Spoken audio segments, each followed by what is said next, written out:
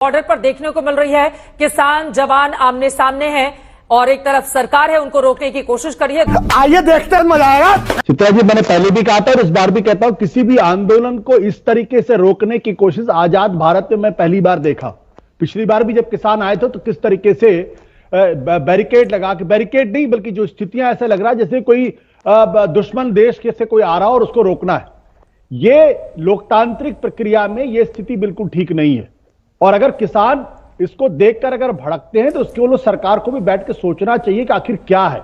मैं अभी आपके चैनल पर ही देख रहा हूं कि किस तरीके से एक बार फिर पूरी कोशिश शुरू हो गई है कि दरअसल ये किसान आंदोलन करने वाले अपनी मांगों को लेकर ईमानदार नहीं बल्कि इनका देशद्रोहियों के साथ कोई रिश्ता है। ये जो मानसिकता है, मुझे लगता है कि हर चीज पर सिर्फ सरकार को डिफेंड करना, खुलेआम सरकार की वकालत करना और जो भी प्रदर्शन करे, जो भी आंदोलन करे उसको डिस्क्रेडिट करना, उसको देशद्रोहियों के साथ जोड़ना, उसको पाकिस्तान परस्त बता देना, यही तो वो स्थिति जो बताती है कि इस देश के अंदर लोकतंत्र की स्थितियां कितनी मजबूत है। शाबाश बेटा, बहुत बढ़िया मुन्ना। महत्वपूर्ण सवाल क्या है, आज ही किसान क्यों आंदोलन के लिए मजबूर है? क्योंकि सरकार पिछली बार जब आंदोलन हुआ था तो उसमें सरकार ने कमेटी बनाई थी, एमएसपी को लेकर वायदे किए थे। क्या वो पूरा हुआ या पूरा नहीं हुआ? 2014 में जब भारतीय जनता पार्टी ने अपने मैनिफेस्टो में लिखा था कि स्वामीनाथन कमेटी की रिपोर्ट को लागू करेंगे, तो क्या उस पर लागू हुआ या लागू नहीं हुआ? बहुत बुनियादी से सवाल है। इसका जवाब सरकार नहीं देती कि आपने जो खुद वायदा किया अगर आप उसी को अमल में ले आए, आप किसानों के साथ लगातार संपर्क में रहे, तो स्थिति पैदा ही नहीं होगी। लेकिन जैसे ही किसान सड़क पर आएगा उसको देशद्रोही बताने की जो एक बहुत ही घटिया मानसिकता और कोशिश है, दरअसल यही इस पूरे घटना को देशद्रोही किसने बताया है? अभी बता दे भाई, अभी बता दे। तो मुझे देशद्रोही किसने बताया है आशुतोष जी? नहीं, अभी आपके पैनल पे एक सज्जन ने कहा है थोड़ी देर। जय हिंद दोस्तों, स्वागत है आपका अपने यूट्यूब चैनल में एक बार फिर से। फ्रेंड्स, आज की जो डिबेट है बहुत ज़्यादा इंटरेस्टिंग होना, किस तरह से जो है आशुतोष ने गोदी मीडिया को और बीजेपी पर वक्त को धोया, इस वीडियो में हम देखेंगे। वीडियो को बिल्कुल भी मत करना, आपको पूरा मजा आएगा। चलो वीडियो देख लेते हैं, बाद में वीडियो के बारे में हम बात करेंगे। कह रहा हूं कि किस तरीके से एक बार फिर पूरी कोशिश शुरू हो गई है कि दरअसल ये किसान आंदोलन करने वाले अपनी मांगों को लेकर ईमानदार नहीं बल्कि इनका देशद्रोहियों के साथ कोई रिश्ता है। ये जो मानसिकता है, मुझे लगता है कि हर चीज पर सिर्फ सरकार को डिफेंड करना, खुलेआम सरकार की वकालत करना और जो भी प्रदर्शन करे, जो भी आंदोलन करे उसको डिस्क्रेडिट करना, उसको देशद्रोहियों के साथ जोड़ना, उसको पाकिस्तान परस्त बता देना, यही तो वो स्थिति जो बताती है कि इस देश के अंदर लोकतंत्र की स्थितियां कितनी मजबूत है। शाबाश बेटा, बहुत बढ़िया मुन्ना। महत्वपूर्ण सवाल क्या है, आज ही किसान क्यों आंदोलन के लिए मजबूर है? क्योंकि सरकार पिछली बार जब आंदोलन हुआ था तो उसमें सरकार ने कमेटी बनाई थी, एमएसपी को लेकर वायदे किए थे। क्या वो पूरा हुआ या पूरा नहीं हुआ? 2014 में जब भारतीय जनता पार्टी ने अपने मैनिफेस्टो में लिखा था कि स्वामीनाथन कमेटी की रिपोर्ट को लागू करेंगे, तो क्या उस पर लागू हुआ या लागू नहीं हुआ? बहुत बुनियादी से सवाल है। इसका जवाब सरकार नहीं देती कि आपने जो खुद वायदा किया अगर आप उसी को अमल में ले आए, आप किसानों के साथ लगातार संपर्क में रहे, तो स्थिति पैदा ही नहीं होगी। लेकिन जैसे ही किसान सड़क पर आएगा उसको देशद्रोही बताने की जो एक बहुत ही घटिया मानसिकता और कोशिश है, दरअसल यही इस पूरे घटना को देशद्रोही किसने बताया है? अभी बता दे भाई, अभी बता दे। तो मुझे देशद्रोही किसने बताया है आशुतोष जी? नहीं, अभी आपके पैनल पे एक सज्जन ने कहा है थोड़ी देर पहले। आप दोबारा रिकॉर्ड करके देख लीजिए उसको, क्या कह रहे हैं। अगर इसकी जांच हो जाए तो बहुत सारे ऐसे लोग मिलेंगे जिनका देशद्रोहियों से संबंध। ये कौन सी मानसिकता है? ये क्यों बताने की कोशिश की जा रही? पिछली बार भी किसानों के जब 700 किसान मर गए, क्या कभी उस पर किसी तरीके का अभी आशुतोष जी अपने शब्दों को मेरे मुंह में डालने की कोशिश कर रहे हैं।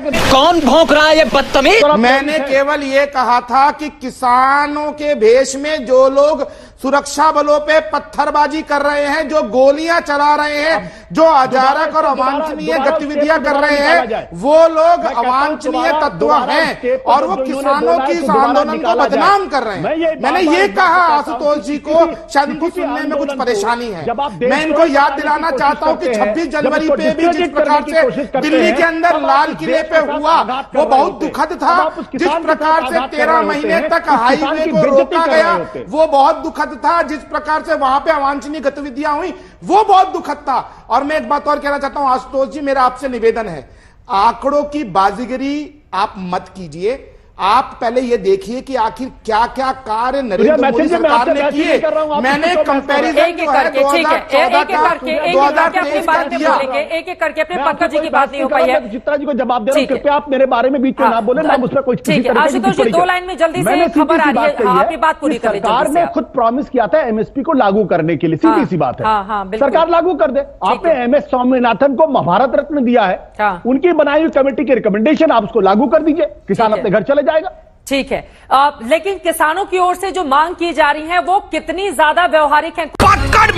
मेरे को जानता नहीं है। सरकार की ओर से बार बार ये सवाल भी उठाए जा रहे हैं कि लागू करने में कोई दिक्कत नहीं होगी हमें, लेकिन पैसे आएंगे कहां से?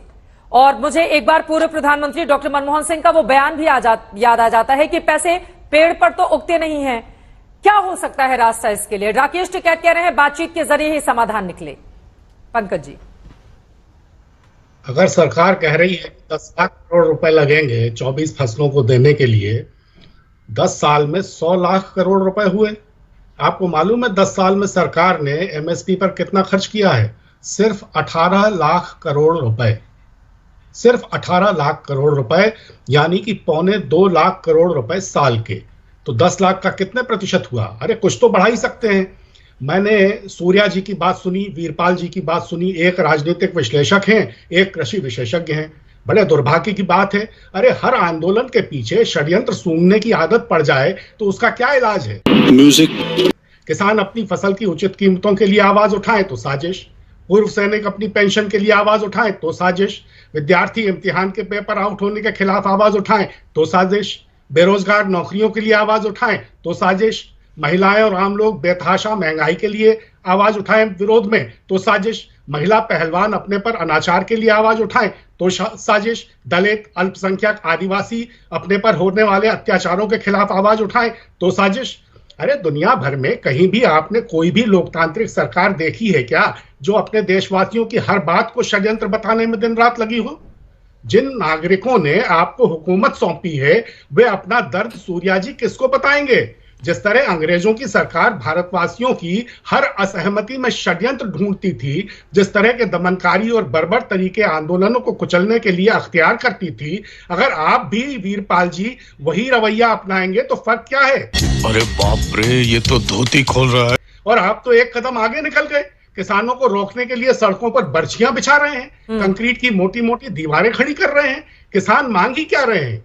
अरे कृषि उपज की न्यूनतम कीमतें मांग रहे हैं, एक बिजली कानून को वापस लेने की बात कर रहे हैं। वो चाहते हैं कि लखीमपुर खीरी में मारे गए किसानों को मुआवजा दे दिया जाए। तो पिछले सारे किसान आंदोलनों में शामिल जो लोग थे उनके खिलाफ आपने झूठे मुकदमे लगा दिए, उनको वापस ले लें। 2013 का जो भूमि अधिग्रहण कानून है उसकी वापसी चाहते हैं तो उस पर बात कर लें। विश्व व्यापार संगठन से अलग होने की मांग भी बहुत महत्वपूर्ण है उनकी। एक सरकार को जो लोकतांत्रिक सरकार है, जो एक कल्याणकारी राज्य व्यवस्था को चलाना चाहती है, उसमें इन सब मांगों की सुनवाई होनी चाहिए। किसान अगर षड्यंत्रकारी है तो देश को यह जानने का हक है कि नहीं है कि एमएस स्वामीनाथन आयोग की रिपोर्ट को लागू नहीं करने बड़ी बात आपकी ओर से कही गई। बाकी लोग जो आ रही हूं, वीरपाल सिंह जी आपके पास आ रही हूं, लेकिन मैंने एक रिपोर्ट निकाली है, ये है साल 2017-14 जून की। इसमें लिखा हुआ है, मैं आपको बता देती हूं, मैं चाहूंगी वो स्वामीनाथन आयोग की जो रिपोर्ट सरकार की ओर से कुछ मानी गई है और उनकी ओर से क्या सिफारिशें थी वो भी आप जरा दिखाते रहे स्क्रीन पर। मैं उस रिपोर्ट का एक हिस्सा पढ़ रही हूं। कृषि वैज्ञानिक और किसानों के राष्ट्रीय आयोग के अध्यक्ष एमएस स्वामीनाथन ने केंद्र में प्रधानमंत्री नरेंद्र मोदी की अगुवाई वाली सरकार की कृषि नीतियों की सराहना की है। उन्होंने कहा कि सरकार ने कृषि आयोग की कई सिफारिशें लागू कर दी हैं।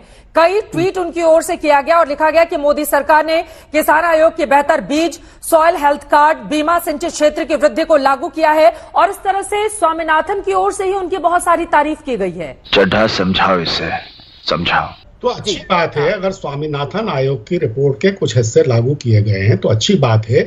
मेरा कहना यह है चित्रा जी कि आप हर आंदोलन को षड्यंत्र की निगाह से देखें, ये एक लोकतांत्रिक सरकार के लिए अच्छी बात नहीं है। ठीक है। आंदोलनों को एक विरोध के स्वर के रूप में लिया जाना चाहिए। अगर कुछ मामलों पर देश के नागरिकों की अपनी असहमति है तो उसकी सुनवाई होनी चाहिए। बिल्कुल। ये कहना कि इस सब के पीछे षड्यंत्र है, हाँ। कुछ देशद्रोहियों से इनके तार जुड़े हो सकते हैं, ठीक ये है। सब बातें किसी भी एक प्रजातांत्रिक शासन व्यवस्था के ठीक लिए है, ये शोभा बड़ी नहीं। बात आपकी ओर से कही गई। तो फ्रेंड, जिस तरह से जो है किसान आंदोलन चल रहा है उसी के ऊपर जो डिबेट थी, तो जब भी किसान जो है आंदोलन करने के लिए आते हैं, कुछ लोग उनको खालिस्तानी कह रहे थे, कुछ लोग उनको देश विरोधी कह रहे थे। आशुतोष का कहना यही था कि ऐसा नहीं होना चाहिए, जो किसान है उनको पूरा हक होना चाहिए अपनी जो है मांगे रखने का।